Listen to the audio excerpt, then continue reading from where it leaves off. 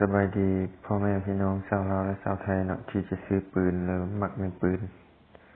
ลมปืนแว่งหรือว่าปืนลูกกดเนาะก็จะว่ามาแนะนำหรือว่ามาเว้าเรื่องปัญหาการซื้อปืนกับมักปืนแว่งเนาะนี่คือบทสนทนา การแชทกันระหว่างข้าพเจ้ากับพ่อค้าหรือมักปืนแว่งเนาะข้าพเจ้าสั่งปืนซีแซดจากกัวนี่สมมุติสั่งได้จากมือข้าพเจ้าถามสั่ง4-5-7 วันมัดจำ5,000 บาทของมาฮอดแล้วสำหรับส่วนที่เหลือจึงจัดส่งรับประกันบ่ได้ของยินดีคืนเงินบ่มั่นใจให้เสียเครดิตได้โอ้คักแล้วข่อยก็ว่าบ่ได้เครื่องค่อยคืนเงินเพิ่นว่าบ่ได้เครื่องคืนเงินเพิ่นก็ว่า20 ล้านเนาะแล้วนี่ข้าพเจ้าขอ20 ล้านและจ่ายเบิดตามตกลงกัน 4-5-7 วันได้เครื่องเนาะผ่านมาหลังจากโอนเงินไปใช่แล้วโอนเงินนี่ข้าพเจ้าก็ได้ให้ทางงานโอนเงินไปจำนวน20 ล้านกีบจากรุ่นจากวัวแจ้งครับยอด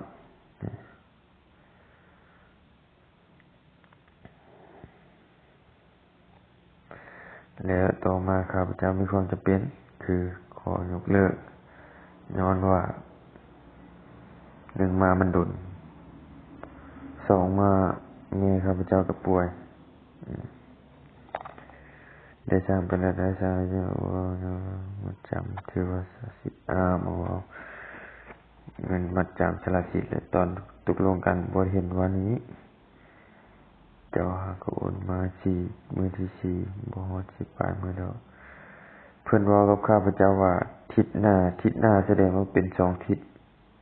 มันต้องฮอดถึง10ปลายมื้อนี่ข้อยเลยบอกว่าจังคันเสียเงินมัดจำแล้วบ่อันนั้นก็ได้ว่าแล้วก็ส่งไปว่าอ้ายมาร์คเจ้าลงทางหารตรงนั้นให้เด้อก็สิได้ยุติกับเจ้าก็ข้าไปจำเพิ่นคือค่อยบอกโดยตามดวงเลือกบ่ได้ก็หายบอกเข้าไปเบิ่งซื้อปืนทั้งที่ก็อยากได้งามเขาก็มีเหตุผลของค่อยนะราคาปืนมันก็บ่แม่นถึกๆเนาะ20 ล้าน20ปลายล้านค่อยขายปืนมา5 ปีเพิ่นว่าค่อยฮู้ดีถามบ่ต้องบอกให้เมื่อยดอกโอ้โหลูกค้าค่อยบ่มีไผเลือกหลายได้จักคนเลือกหลายได้จักคนก็ฮู้อยู่ก็แค่บอกเขานะเดี๋ยวนี้ปืนยังขาดตลาดซ้ำยังสิมาเลือกหลายอยู่หั่นสิบ่มีให้ซื้อซ้ำหน้าก็ว่าบ่มีปืนก็บอกค่อยบ่อึดบ่ซื้อขอเงินคืนได้เพราะอดบ่ไหวมึนแฮงอดบ่ไหวว่าบ่ม่วนลูกค้าตอนนี้บ่มีเงินคืนเด้อขอให้ขายปืนเจ้าสั่งนั้นได้จะคืนให้เว้าไปนั่นแล้วบัดนี้เอาเงินลูกค้าไปหมดแล้วบัดนี้เงินของข้อยสั่งให้เจ้าแล้วข้อยยินดีคืนเด้อปืนเจ้าลงคุมวันนี้เด้อเห็นขายปืนแล้วลงคุมตลอดเอาเงินลูกค้าไปหมุนสุดท้ายบ่มีเงินคือลูกค้าแถมยังค้างมัดจำอีกโหต้นติดหน้าแสดงว่ามันกลายทีแล้วว่า4-5-7 มื้อศูนย์ปืนก็จัดปืนเพิ่นเป็นศูนย์ใดๆก็บ่ฮู้สุดท้าย